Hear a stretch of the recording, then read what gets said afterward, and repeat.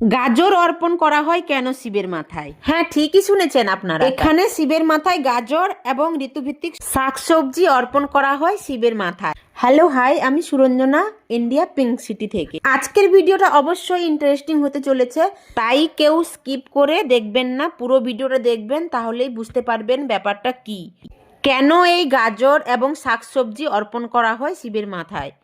আমিও জানতে পারলাম এই বিষয়টা সম্বন্ধে আজকেই।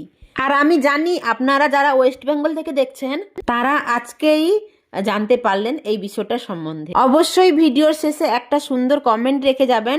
আপনাদের একটা কমেন্ট আমাকে খুব উৎসাহিত করে। আপনাদের সুন্দর সুন্দর কমেন্ট পড়তে আমার ভীষণই ভালো লাগে, তাই কমেন্ট করতে ভুলবেন না। আপনারা অবশ্যই শুনে থাকবেন দুধ, কলা, আতপ চাল, ঘি, নানাদি রকম ফল ফলাদি অর্পণ করা হয়ে থাকে শিবের মাথায়। মধু, গঙ্গাজল। শিবরাত্রির দিন রাজস্থানে, বিশেষ করে জয়পুরের বিভিন্ন শিব মন্দিরে গাজর ও অন্যান্য ঋতুভিত্তিক সবজি অর্পণ করার একটি বিশেষ প্রথা রয়েছে। এর কারণটা আমি আপনাদের সবটাই বলবো, তার আগে যদি ফলো না করে থাকেন অবশ্যই ফলো করে পাশে থাকবেন। আপনারা যারা আমার এই ভিডিওটি দেখছেন, আমি জানি আপনারাও শিবের ভক্ত, আর আপনারাও আজকেই ব্রত রেখেছেন। যদি আজকে এই ভিডিওটা পুরো না দেখতে পারবেন তাহলে সেভ করে রেখে দিন, কালকে অবশ্যই দেখবেন, কারণ কালকে সোমবার।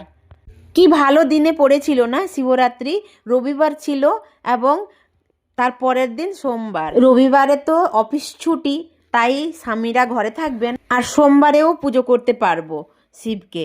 কত ভালো, তাই না? আপনাদের অনেক টাইম নিয়ে নিলাম, তাই জন্য ক্ষমা করে দেবেন এই বোনটিকে। শাস্ত্রে শিবকে আশুতোষ বা দ্রুত সন্তুষ্টি হওয়ার দেবতা বলা হয়, কারণ উনি ভক্তির ভগবান, অল্পতেই সন্তুষ্টি হয়ে যান। তাই তো সব শাকসবজি দিয়ে এখানে লোকেরা পুজো করে। এই গাজর ও ঋতুভিত্তিক শাকসবজি ভোলে বাবাকে সহজে সন্তুষ্ট করার জন্য বিশেষ ভোগ হিসেবে গণ্য করা হয়। শিবরাত্রির সময় নতুন শাকসবজি ওঠে, তাই প্রকৃতিকে ধন্যবাদ জানিয়ে নতুন ফসল শিবের চরণে অর্পণ করা হয়ে থাকে। শিবকে প্রকৃতি বা আদিদেব হিসেবে মানা হয়, তাই প্রকৃতির উপহার নিবেদন করা শুভ মনে করেন এখানকার স্থানীয় লোকেরা। যেহেতু শিবরাত্রি ফাল্গুন মাসে হয়ে থাকে, তাই এই সময় যেটা উৎপাদিত হয়, যেরকম গাজর এবং ফলি, এইগুলো অর্পণ করা হয়ে থাকে। নতুন কিছু জানতে বা শিখতে অবশ্যই ফলো দিয়ে পাশে থাকবেন। আপনারা যে যেখানে থাকেন শিবের মাথায় কি কি অর্পণ করা হয় অবশ্যই কমেন্টের মাধ্যমে জানাবেন। ভালো থাকবেন, সুস্থ থাকবেন।